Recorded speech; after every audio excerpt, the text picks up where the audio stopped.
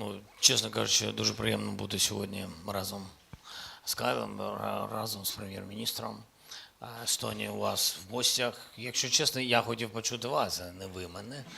І дуже приємно. Ну, напевно, нам всім не вистачає того, про що сказав ректор.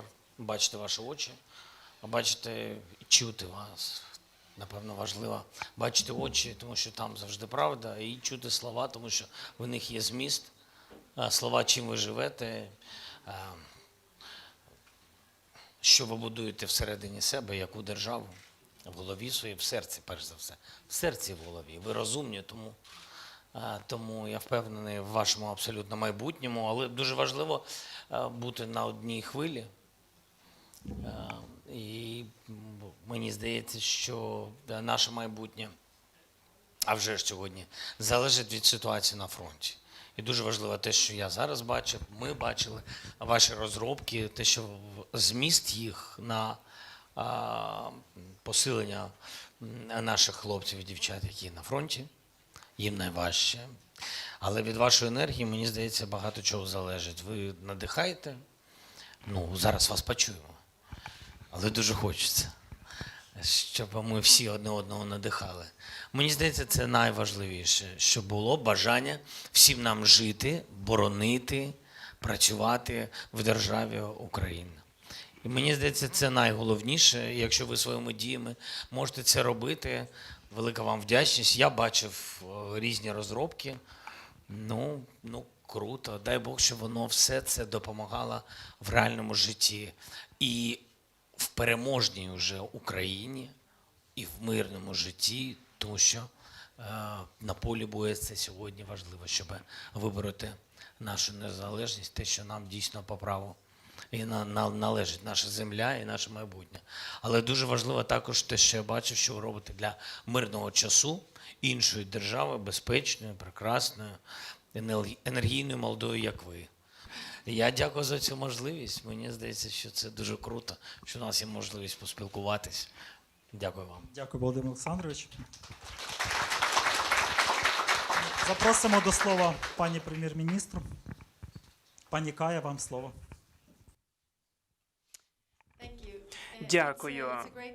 Для мене велика честь бути тут з вами. Естонія справді рука об руку з Україною була і до початку війни. Тож ми відправляли і військову допомогу, і ми прийняли багато українських біженців і біженок до нашого суспільства. Ми продовжуємо нашу підтримку на усіх рівнях. Однозначно, ми віримо в перемогу України. Ми віримо у що майбутнє України в Європі. Ми віримо, що майбутнє України в НАТО. І ми працюємо спільно із вами. У нас є один спільний ворог і, на жаль, спільний сусід, який діє дуже агресивно. І саме тому в інтересах обох наших країн, щоб ми робили все від нас залежне, щоб стримати Росію і щоб Росія була відповідальна за те, що вона скоїла в Україні, і до того, що вона скоїла в Естонії, Латвії, Литві, усюди, ті злочини, які вони скоїли. Тож ми продовжуємо цю спільну роботу, і ми віримо в перемогу України. Я вважаю, що це дуже важливо, щоб ми не здавалися і працювали на всіх рівнях через те, що якщо піде щось інакше, жодна країна у світі не буде у безпеці. Це питання міжнародного порядку, це питання, щодо якого ми домовились, що абсолютно незаконно нападати на іншу країну. І якщо хтось так вчиняє, для цієї країни мають бути наслідки, інакше ніхто не відчуватиме себе у безпеці. Але також мені важливо тут побачити, як ви розбудовуєте майбутнє України. Естонія є партнером Житомирської області, щоб ми могли допомогти вам відбудуватися. І я вважаю надзвичайно важливо, щоб ми також і бачили з вами майбутнє України, яке у НАТО, у Європі, і ми намагатимемось допомогти якомога більше нашим досвідом, а також усім, що в нас є. Ми невеличка країна порівнянні з Україною, лише 1,3 мільйони населення, але ми вже 1% ВВП дали Україні, щоб допомогти вам через те, що у нас є спільна історія, і я вважаю, що жодна країна не має переживати що зараз переживаєте ви. Дякую. Дякуємо, пані Галя. Раді вас вітати, шановні наші гості, в стінах нашого університету. Мене звати Коломієць Артем, я студентський декан факультету інформаційно-комп'ютерних технологій. По-перше, хочу подякувати вам та нашим захисникам за мужність, міць, незламність. Ми всі знаємо, ми всі віримо, що наша перемога вже буде дуже-дуже скоро. Як ви сказали, ви оглянули наші розробки, в тому числі розробки, які допоможуть нашим військовим. І в мене, як у представника студентства, питання. Ваші враження, ваші емоції від спілкування з нашими студентами, з нашими викладачами і в нашому університеті в цілому? Дуже дякую. Ну, по-перше, емоції позитивні, те, що у нас є можливість сьогодні з вами поговорити. По-друге, емоцій від спілкування зі студентами поки що немає. Ви перший, з ким я почав говорити. І тому нічого не хочу накручувати, а хочу бути тим, ким є, і вам бажаю такого самого. Завжди емоції від студентів дуже класні, тому що відчуваєш себе також трішечки студентом, ну зовсім трішечки. Трішечки старше, але також зовсім трішечки. Ну, ви даєте те, що я сказав, цю можливість свободи. Бачиш, яке у нас майбутнє, бачу, що розумне. Розумне і, ну, і абсолютно дуже симпатичне, мені здається. І така, як наша держава, розумна і симпатична, і дуже і потужна. Мені здається, що це те, що ми показали цією війною, що ми не тільки розумні, така природа у нас дійсно красива, і люди такі прекрасні, і творчі, але і показали всьому світу, що ми стоїмо горою за свою державу, що такі міцні. Тому ви даєте цю можливість, наше спілкування, впевненості в тому, за що ми всі, заради чого живемо і заради чого боремося. Тож я вам дякую за цей настрій. А викладачі, вони, мені здається, в усі часи викладачі. Круті, розумні, ну і слухайте, наші другі батьки, ось хто наші викладачі. Майже всі.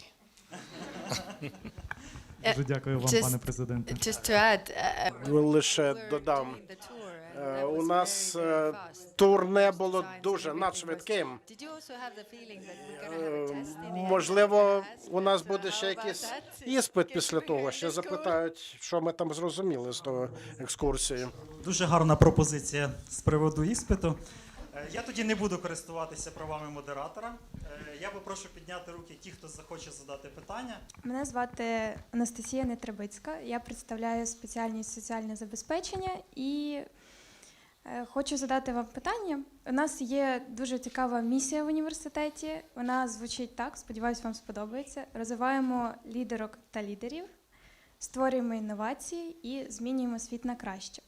Я думаю, що в принципі цю місію можна застосувати і до освіти в цілому.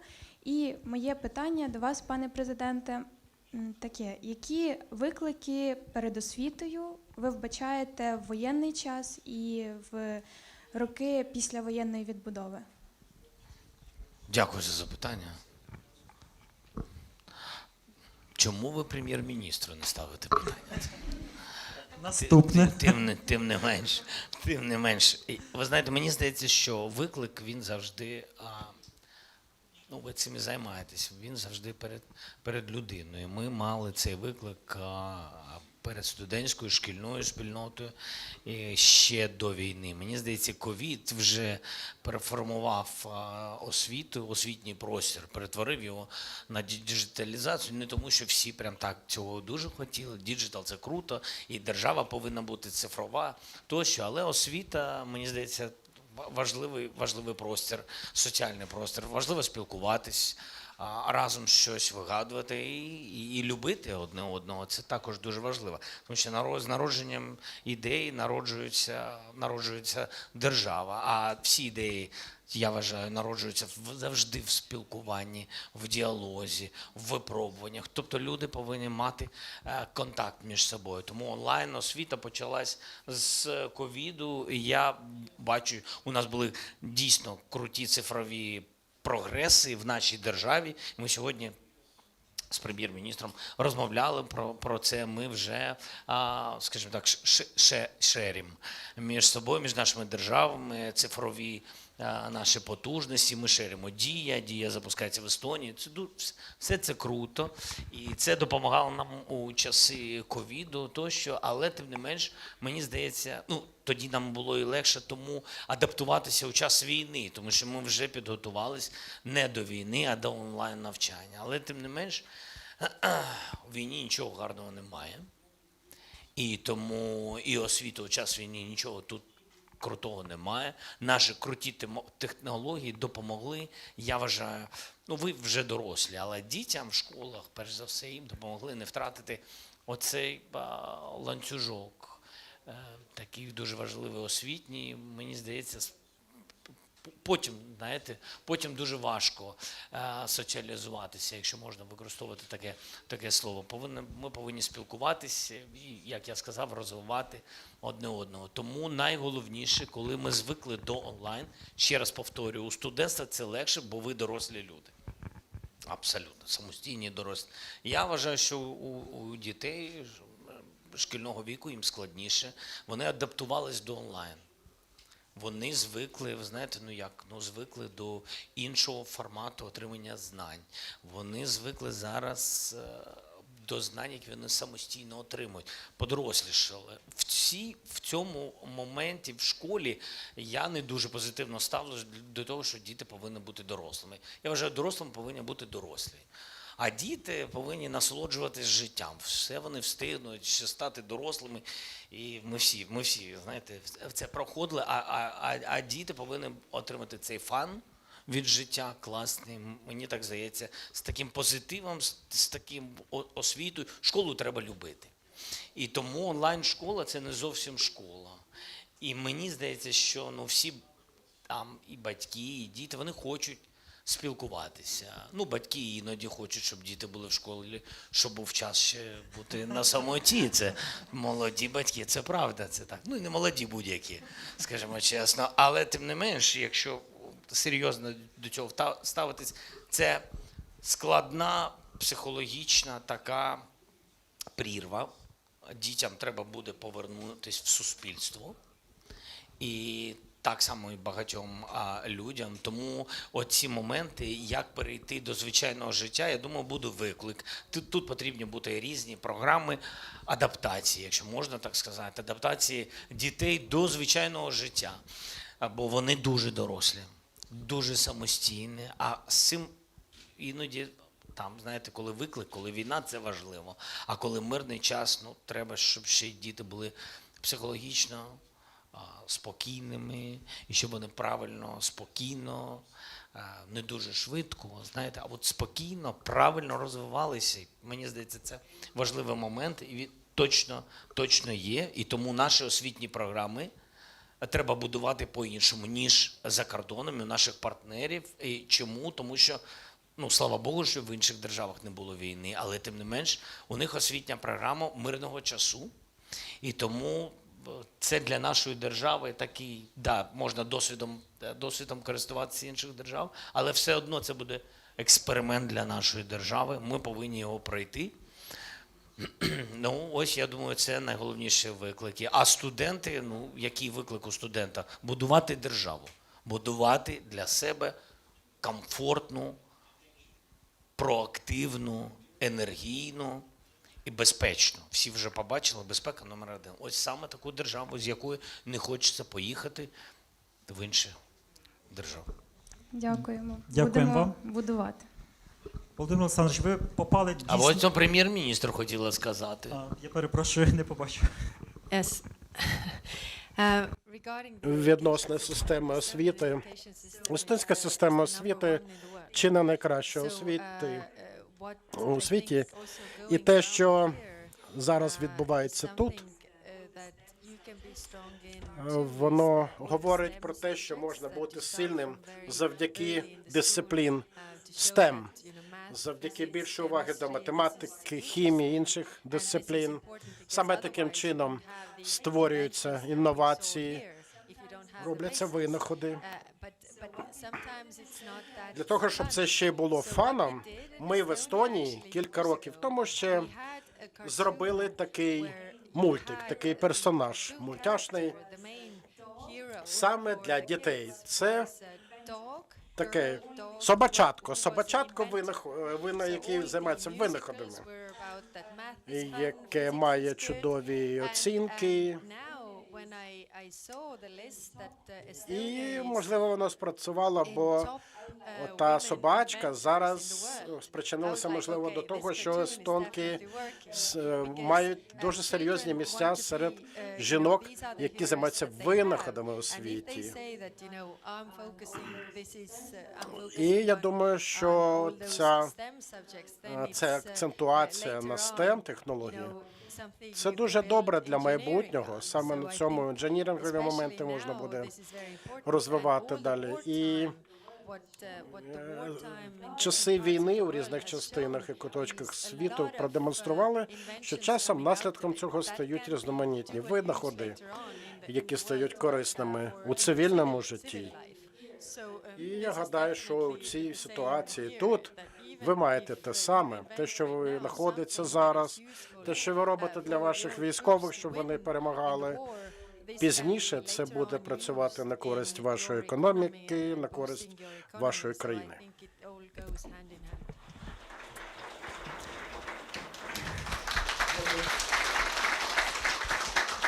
Дякуємо, пані Кая. Ви знаєте, ви сказали дуже таку одну цікаву річ. І от в університеті у нас жінки в науці займають теж особливе місце.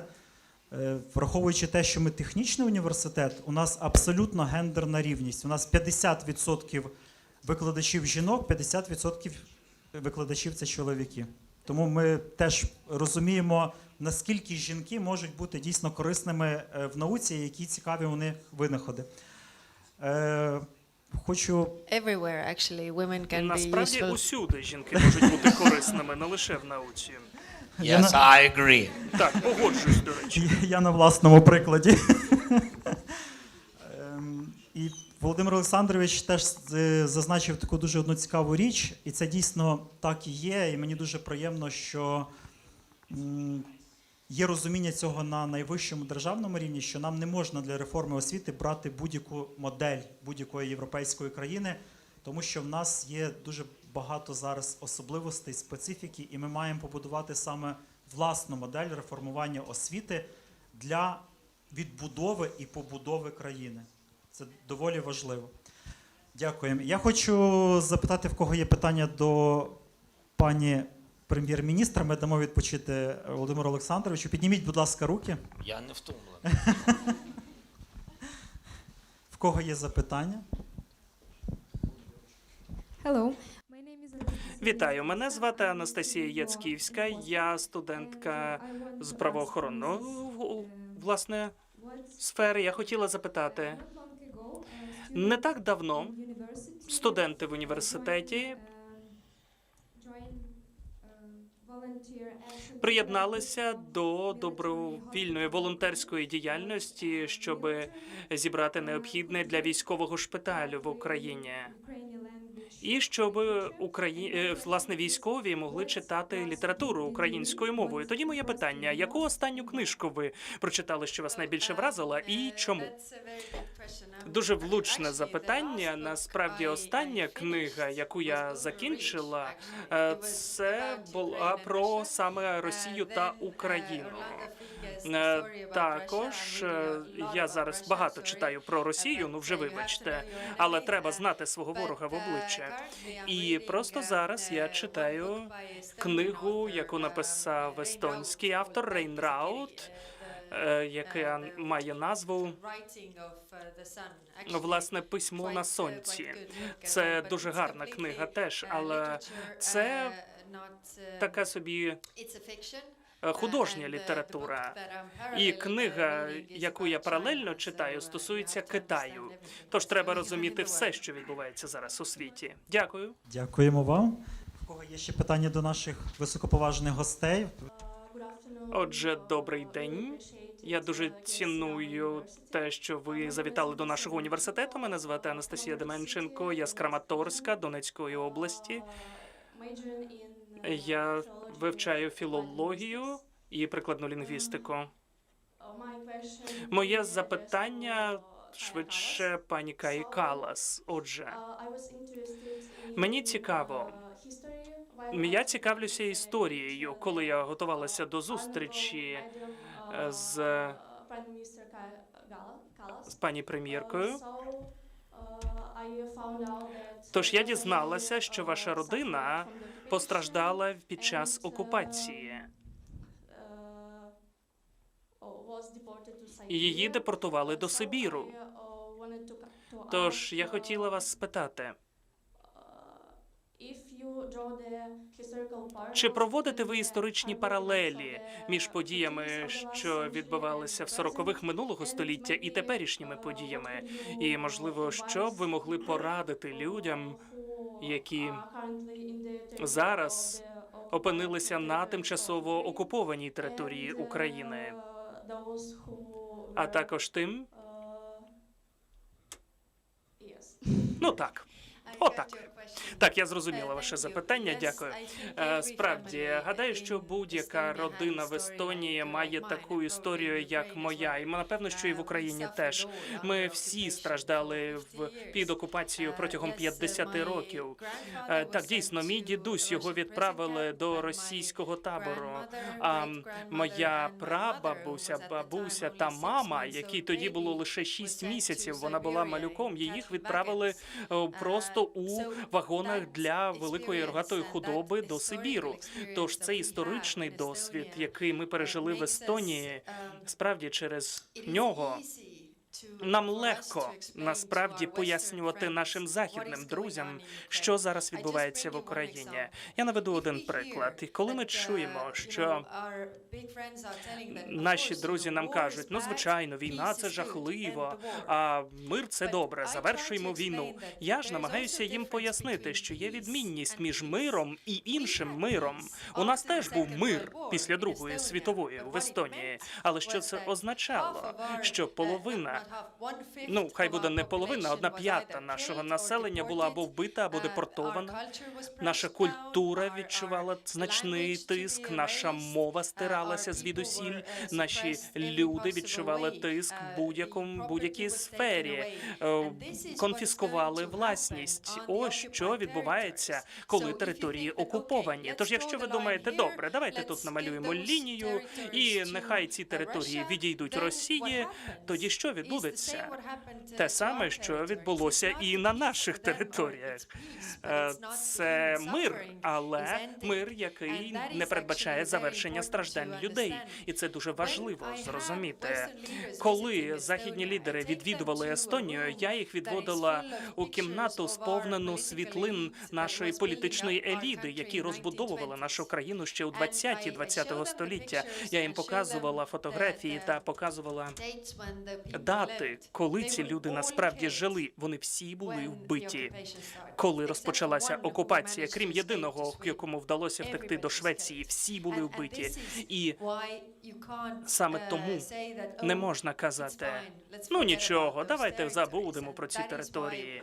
І саме тому дуже важливо те, що відбувається. Інше, що я кажу, це підзвітність.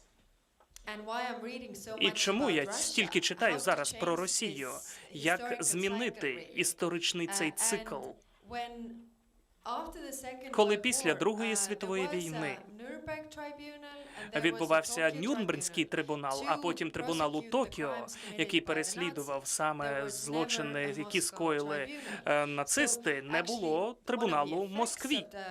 І один з ефектів Нюрнберзького трибуналу був такий, що люди Німеччини нарешті дізналися про ті злочини, які скоювали нацисти, і вони відчували через це свою провину. А росіяни навіть не знають про злочини, які вони коїли в Україні, в Естонії чи де-інде, або скоюють просто зараз. І саме тому їхня відповідальність, притягнення до відповідальності їх за воєнні злочини, а також за злочини агресії, це і є ключова складова, щоб це більше ніколи не повторювалося і зупинилося просто зараз. І вони, я би сказала, якщо можна так сказати, відчувають вони повинні відчувати провину, мають розуміти, що так робити недобре, бо Путін не сам такий, це ще ж і народ такий, і солдати. Солдати скоюють злочини тут, вони нападають на людей. Якби воно цього не робили, картинка виглядала би зовсім інакше. Тож справді, це те, що ми дізналися з історії. Ми дуже хочемо, щоб цього ніколи не повторювалось. Дякую за вашу відповідь. Вітаю, пані Каллас і пане президент. Мене звати Вікторія Сакєрова, я студентка з факультету міжнародних стосунків. Як ви розумієте, у мене є запитання до пані Каллас. Вочевидь, війна в Україні міняє світовий порядок. І я певна, звичайно, що 2023-го українці зрозуміють концепцію євроінтеграції значно краще, аніж кілька років тому. Люди в Україні справді розуміють роль Європейського Союзу, і важливість членства у НАТО зараз набуває нового значення. Тож, відповідно до цього, моє запитання наступне. Як ви сприймаєте роль України у розробці, у розвитку цих інституцій? Так, дякую за ваше запитання. Перш за все, нам треба і вам треба зробити все, щоб відповідати критеріям, а це важка робота, щоб потрапити до ЄС. І коли я дивлюся ззовні, насправді є таке собі вікно можливостей, щоб ви провадили реформи. Я щойно навела приклад Естонії. Коли ми здобули знову нашу незалежність, ми буквально трималися одне одного за руки, опозиційні, всі політичні фракції, партії, бо ми хотіли всі бути в Європейському Союзі. Що означало?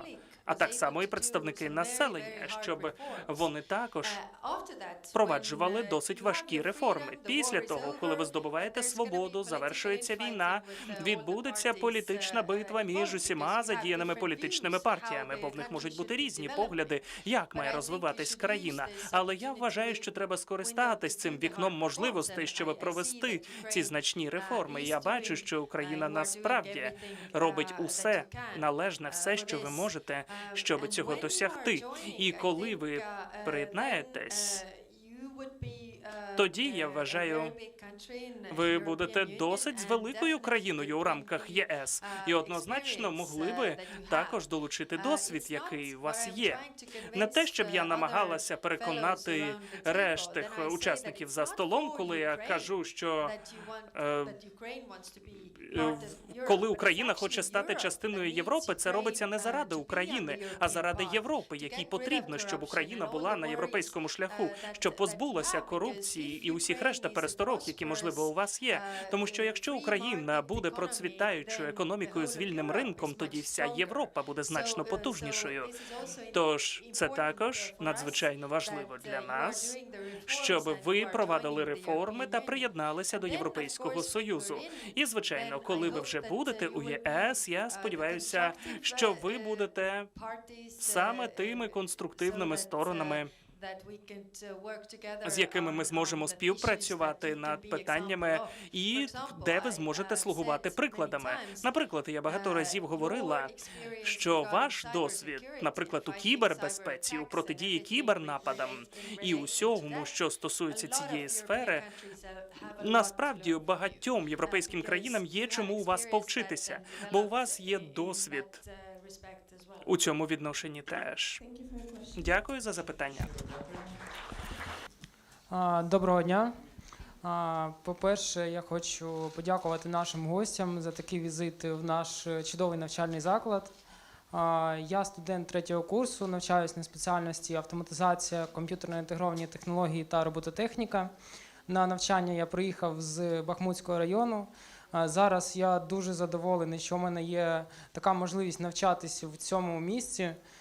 І я б хотів задати питання президенту про мрії. Бо мрії це саме те, що дозволяє людям долати життєві труднощі і перешкоди, які виникають на їх життєвому шляху. Тож, які мрії є вашою мотивацією, і які мрії допомагають вам долати труднощі? Дякую. Дуже дякую вам за запитання. Ну, складно говорити, у нас немає з вами стільки часу, щоб говорити про всі наші мрії. Але, ви знаєте, напевно, мені здається, сьогодні ми повинні бути як можна земними і сучасними. Сьогодні я впевнений, що мрії – це те, що сьогодні об'єднує нашу державу.